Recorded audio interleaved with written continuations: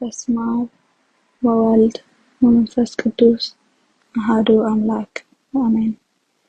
ጸሎተ ምስጋና ንገባር ሰናያትን መሐረን አምላክ አቡን ጎይታናን አምላኽናን መድኃኒናን ኢየሱስ ክርስቶስ ሰቲሩናን ረዲኡናን አቂውናን ተቀቢሉናን ራህሪሁልናን ለጊፉናን ክሰብዛ ሰዓት ሲያውን አብጽሕና እሞ ነመስግነው ኣለና። ሕጅውን ንዕኡ በዛቅድስ ዕለት እዚያን በኩሉ ዘመን ህይወትናን በፍጹም ሰላም ካቀበና ለኩሉ ዝመለኽ እግዚአብሔር አምላክ ነለምና። ኦ እግዚአብሔር ጎይታና ኩሉ እትመለኽ አቡን ጎይታናን አምላኽናን መድኃኒናን ኢየሱስ ክርስቶስ ላዕለ ኩሉ ኹነታትን ምእንቲ ኩሉ ኹነታትን አውሽተ ኩሉ ኹነታትን ነመስግነካ ኣለና።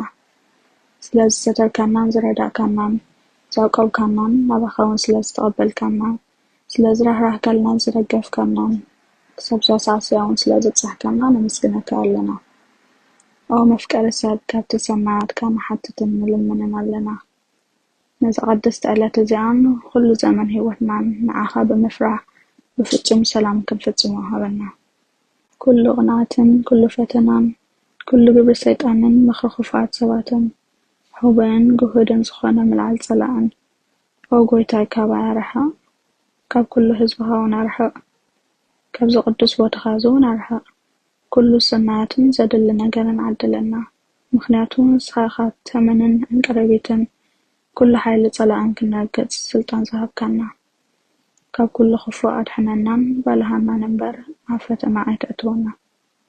በቲ ሓደ ወድኻ ጎይታናን ኣምላኽናን መድኃኒናን ኢየሱስ ክርስቶስ ምእንቲ ፍቅሪ ሰብ ኢሉ ብዝገበሮ ፀጋን ምሕረትን ንስኻ ማዕረም ዝኾነ ወሃቢ ህይወት መንፈስ ቅዱስን ክብርን ግርማን ውዳሴን ኣምልኾን ብሕብረት ምስኡናትካ እዩ ሎምን ኩሉ ሰዓን ንዘለዓለም ዓለም አሜን።